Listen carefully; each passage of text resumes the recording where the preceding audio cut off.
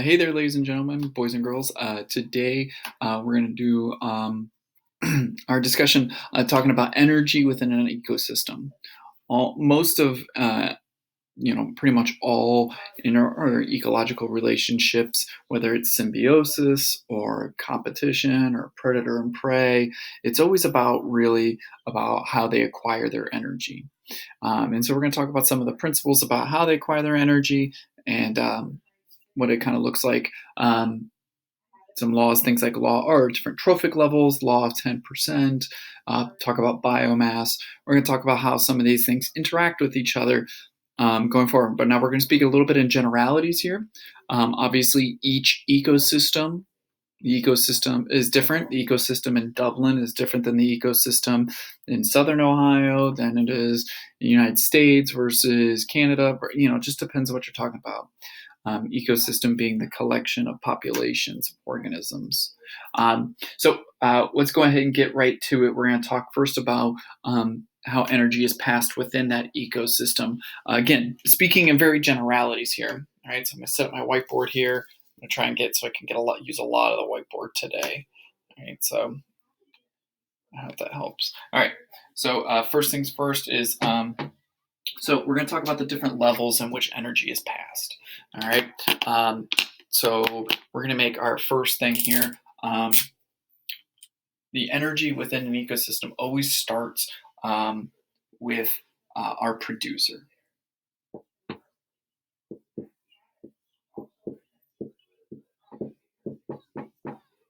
All right, now remember, a producer is any organism that can create its own energy, and it does that using using photosynthesis. All right, so technically, what you could say, since we're talking about life within an ecosystem, we typically say it starts with a producer. That's our first level, but technically, all the energy on life on this planet comes from the sun, because what powers that energy to give the food for those producers, those autotrophs, is the sun. So you could say that this starts off with the sun. All energy for life on this planet comes from the sun, because then it goes to producers, and then we go down the chain. But typically, producers are what we consider what we call our first trophic level. All right. So there's our first trophic level. All right. That's our first trophic level. Now, by producer, I mean obviously things like plants that use photosynthesis to acquire their own food. They use the sunlight, light, and heat energy from the sun to do photosynthesis. Right. The net energy is always passed on by the organisms that a set of consumers. So we always start with a producer, and then we start going into consumers. All right. And so we would have, in this case here, a consumer. So this is our first consumer, though. So this is actually called the primary consumer. I hope I can light myself enough space. All right, this would be an herbivore more specifically, because it is someone who is eating a producer, eating a plant. All right.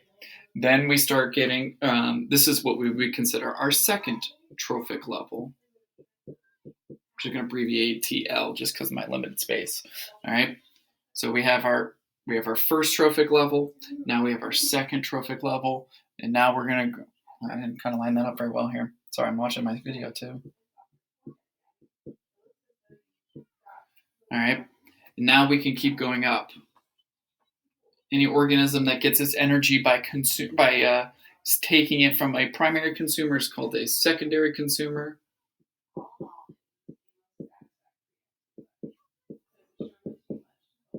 This is either going to be a carnivore or omnivore.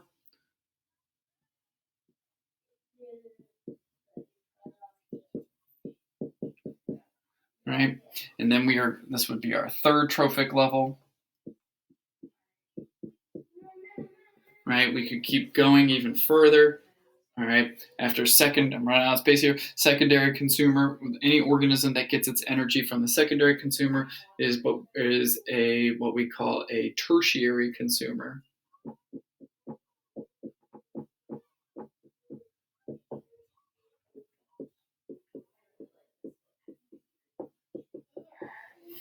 This would be our fourth or trophic level.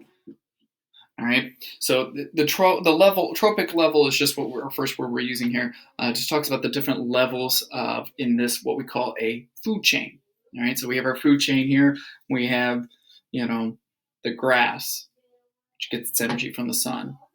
That's eaten by the rabbit. That's eaten by the fox. That's then eaten by the wolf.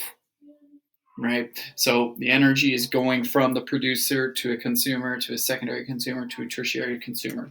All right. And so we have what we consider here a food chain, all right, which is kind of just like a single path of this here. All right. We have the different trophic levels. Now, one thing that's very important to understand about this, though, is it's very inefficient to be a tertiary consumer when possible, all right, because of something called the law of 10%, all right? The law of 10%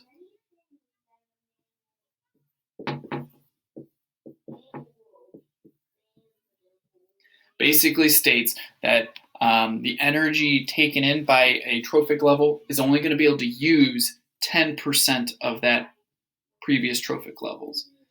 So what that means, all right, let's say, let's just do really simple numbers here. Let's say the sun provides the producer with 1,000 kilojoules of energy. All right, 1,000 kilojoules of energy. Then that rabbit, that primary consumer, is going to eat that through the process of eating and chewing and body heat. Out of that, that rabbit is eating it to get energy, right, to do the things it needs to do. Only about 10% of that is going to be usable, right? Because it's using its own body functions, it's lost through the heat, the chewing and all that other stuff. So out of 1,000 kilojoules of usable energy, the primary consumer is only going to be able to use 100 kilojoules of energy, right? So they have to eat a little bit more if they need 500, or if they need 1,000 kilojoules of energy, they're going to have to eat a lot of plants, right, to do that. But now the organism that eats the primary consumer in the process of chewing, now there's less energy than we started with, right? This one's only going to get 10 kilojoules of usable energy, right? So it's only 1% of what the producer had, right? Because he kind of had this middleman here. He's losing direct access to it. So if this tertiary consumer is going to have to be a carnivore and omnivore, let's just say it's a carnivore, they're only going to get one kilojoule out of that original 1,000 kilojoules. That is why, if you ever feel really run down in your diet, look at your diet. We're omnivores as humans. Are you eating enough fruits and vegetables? Because they are the best source of energy. If you only eat meat, it has its benefits, but you're adding a middleman in the energy. Right? So a lot of people who just eat a lot of meat and don't eat enough fruits and vegetables and beans and things like that, they are kind of feel a little bit more lethargic, a little bit more tired, because they're just not getting as much energy. Fruits and vegetables give you more energy to do those things, all right? Because this law of 10%, all right? So we've talked about trophic levels.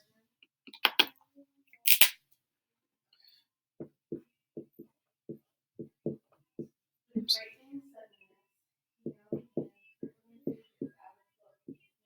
Oh my gosh.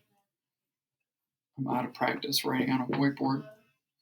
We talked about the law of 10%. All right. Last thing I want to talk about today is something called biomass.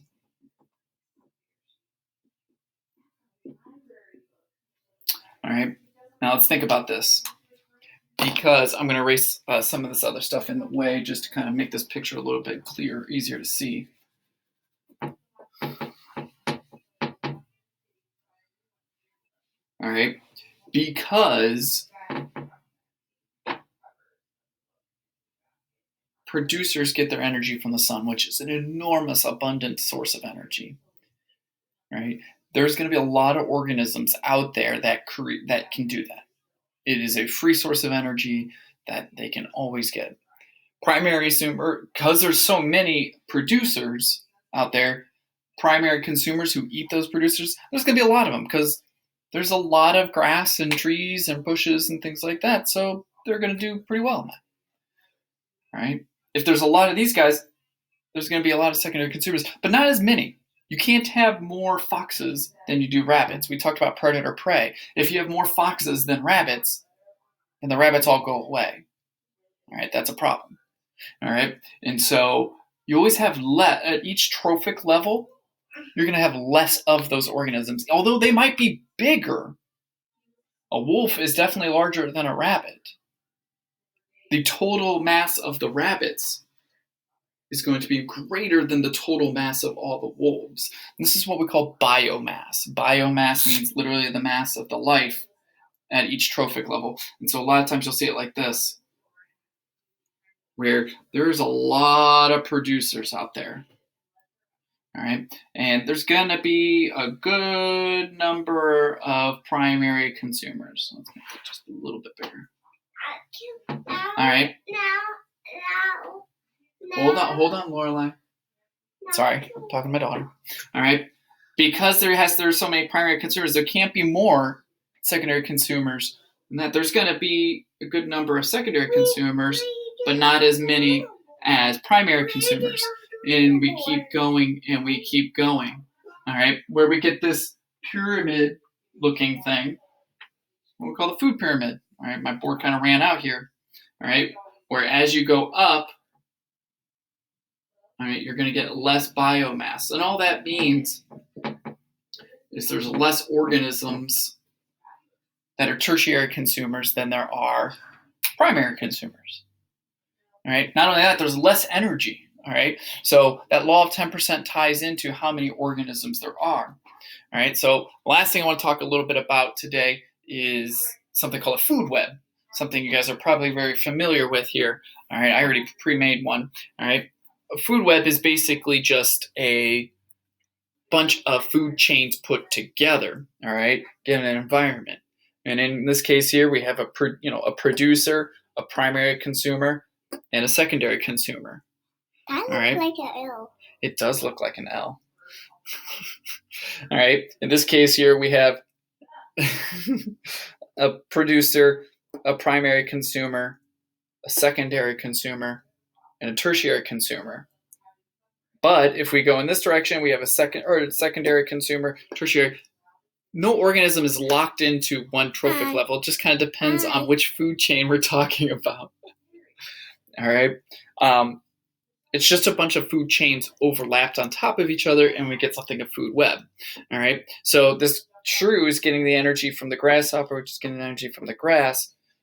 Which means the lion is going to get more energy from the shrew than it would be from the snake because it's a different trophic level. All right. All right, I'm guessing that based on my daughter, she's telling me I'm out of time here. So if you didn't write some of the things there, we talked about trophic levels. We talked about law of 10%, talked about biomass. We talked about food chains. And we talked about a food web. All of it is about how organisms get their energy and how it's transported from different trophic levels, different levels of energy. Remember, trophic meaning food, different energy or layers of food. All right. All right. I think that's going to be it. You want to say bye, Lorelai? Bye. All right, thank you. Good luck, and may the science be with you. We can watch it. We'll watch it now.